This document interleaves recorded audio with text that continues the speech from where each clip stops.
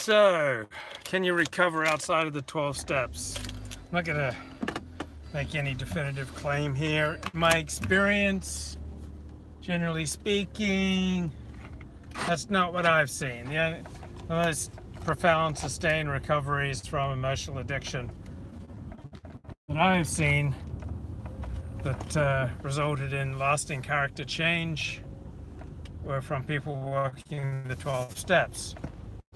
But I don't have to be dogmatic about this. Who am I? So I just read an essay on thefix.com about recovery outside of the 12 steps. And so I'm sure there are some people who, by finding a religion that gave them the power to overcome drugs or alcohol or anger or other forms of being out of control,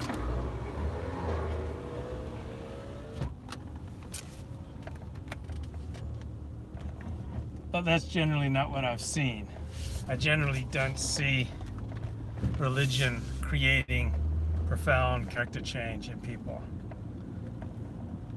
It just seems to make them stronger in whatever they are. But this article talked about finding your tribe. And I think that's right. Like finding community. That's a profound step towards recovery. Like finding your people, finding your tribe. If you're a writer, you need to be around other writers. If you're a musician, you need to be around other musicians. If you're an investment banker, you need to be around other investment bankers. If you love playing squash, you need to be around other people who love to play squash. If you love Australia, you need to be around Australians. Like we have to find our tribe. We have to find our community. And when I was struggling with mathematics, it was really important to me to be around people who were good at math. So I spent a lot of time hanging out at the math lab, where the engineering students were doing higher division mathematics. Just hanging around them helped me get better at math. Just as when I wanted to get better at basketball, I hung out with people who played on the high school basketball team.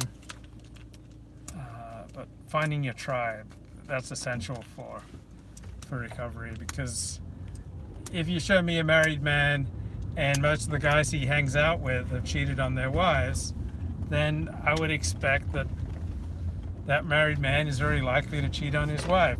Show me a synagogue where there's a divorce, I'd expect there'd be a whole spate of divorces. I noticed that divorce is highly contagious. One couple in a synagogue divorce, and soon 6 couples divorce within the year. On the other hand, if most of a man's friends are faithful, then I would expect the man to be faithful. Basically, show me your friends and I'll have a pretty good picture of who you are. So finding a tribe is so important for recovery and for happiness and for a good life. And it seems like most people, when they move into their 30s and move ahead with their jobs and get married and have kids, they don't really have time or interest, or they don't put much focus on finding community and living with friends. That's sad. We need friends. We need other people.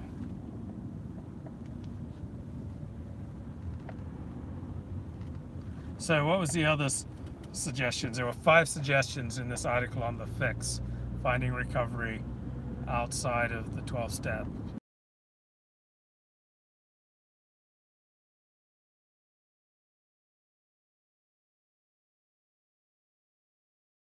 Or you can use technology to track every penny you spend, every penny that you you can have technology give a little beep every hour to remind you to pray. You can get technology to pop up with inspirational sayings. There are just all sorts of apps and tools and tricks that you can use technology for to aid your recovery. For example, on my phone I have dozens of inspiring talks.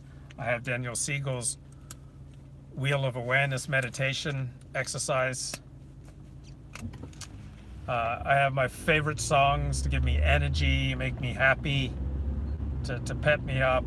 So technologies can be a tremendous aid in a happy life and finding recovery. I just got the new phone number for T-Mobile for my favorite 12-step meeting. I wasn't able to get through for a couple of weeks because there was a new number and T-Mobile was blocking it.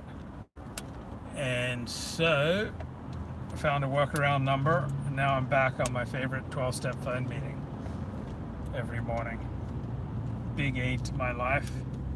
Then I also have a couple of numbers memorized where I can just get recorded talks on the 12 steps and leading life of recovery.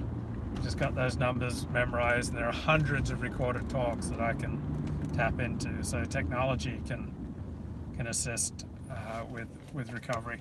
Then telling your story.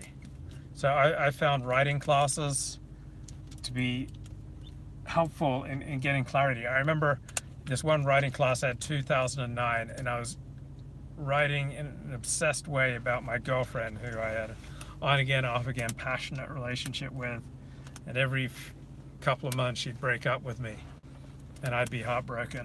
And I was just obsessed about this girl, as I've been obsessed with many other girls in my past. And eventually my teacher encouraged me to write about things from her perspective. So I was never the same after sitting down and honestly thinking about things from her perspective. And so why have I had a history of being obsessed with women? It's part of an attachment pattern. There is secure, and that secure attachment, that's half the population where people form secure attachments. Then there's obsessional or anxious attachment style. That's what I developed. And you can move out of your attachment style. If you're anxious, you can move to being more secure. If you're avoidant, you can move towards being more secure. So be careful who you're around, because people will make you feel crazy, people will make you feel anxious, people will make you feel insecure. People can destroy a secure, healthy attachment style. But telling your story is just powerful. So going to writing classes, writing about my girlfriend's perspective on things. And I've had a tendency to idealize and devalue men, women, everyone. Family, oscillate between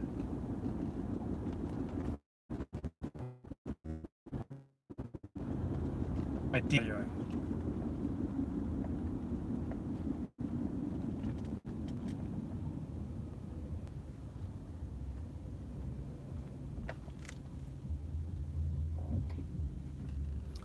What's wrong with my video? It's trying to reconnect.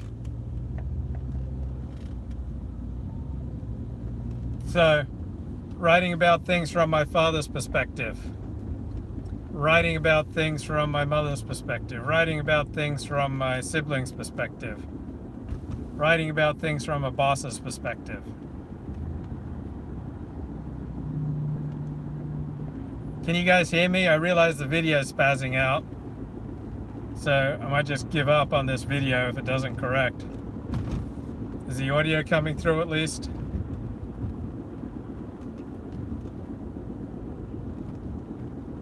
Okay, great. So at least the audio is coming through. So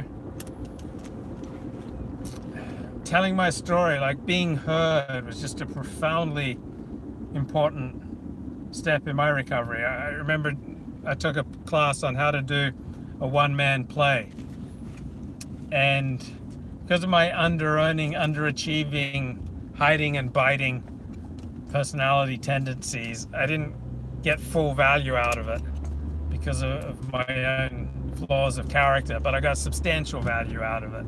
So for whatever reason, I wasn't able to implement at least half of the things that the teacher suggested. But getting up making my story dramatic, telling my story, and you can find these videos on my YouTube page. I did this one-man play called Eroticized Rage. That was important for my recovery. I find that when I write about something, I get tremendous clarity, and when I get clarity, that's accompanied by peace of mind. So morning pages is just tremendously helpful technique. You can find it outlined in the book The Artist's Way by Julia K.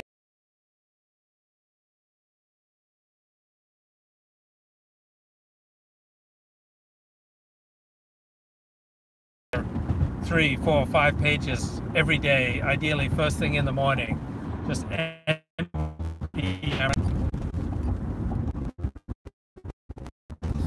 So, morning pages, I found tremendous things about how mobile is bumming my ride.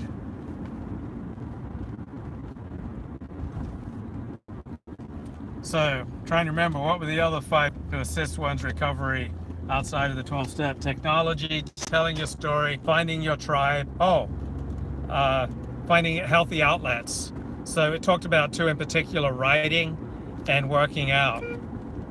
So writing like cleans, empties the mind, kind of gets rid of the junk, gives you clarity. Clarity equals peace of mind. Clarity equals energy. Clarity assists in purpose and drive. And then working out, like purges you of excess energy, builds up your strength, makes you feel better. So working out on a regular basis and writing, 2 excellent healthy outlets for the yayas. Also, I like watching air crash documentaries, or that National Geographic series, Seconds Before Disaster. So it had enough excitement in it with the disaster that it met my dark needs for excitement. But they were documentaries. They were learning opportunities, and they didn't leave me with that hangover feeling that you get from watching pornography. So air crash investigations, the first 48, about the first 48 hours after a murder. So murder investigations, I find these a healthy outlet for my dark side. If it's late at night, I can't sleep, I need something to relax me. Murder relaxes me. So watching the first 48 or air crash investigations, I find calming.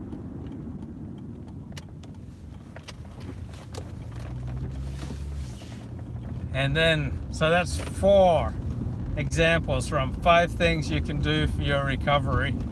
Oh, it suggests join other recovery programs. So there are other recovery programs aside from the 12-step model. So this article was suggesting them. I'm a big fan of the 12 steps, but I like this article on alternative paths to recovery aside from the 12 steps. For me, these alternative paths are supplements to the 12 steps. But I like the idea, I like the thinking of, and also addiction. There are many gradations. So someone might just have a mild addiction to watching TV, such as when you sit down and start watching it, you can't really turn it off and you watch more than you want. You start out with just intending to watch a 30-minute show, and you end up watching TV for 3 hours. Okay, that's a form of addiction. Or if you tend to just eat, you intend to just eat 1 chocolate, but you end up eating 8 chocolates and you feel sick afterwards. That's a mild form of addiction. It's probably not going to destroy your life. So for milder forms of addiction, I think perhaps these alternatives to the 12-step might provide some relief and some benefit. If you're a real alcoholic, if you're a real sex addict, if you're a true drug addict, marijuana addict, food addict, then I'm skeptical that that will be sufficient, but I'm not dogmatic. I don't need to argue this with anyone.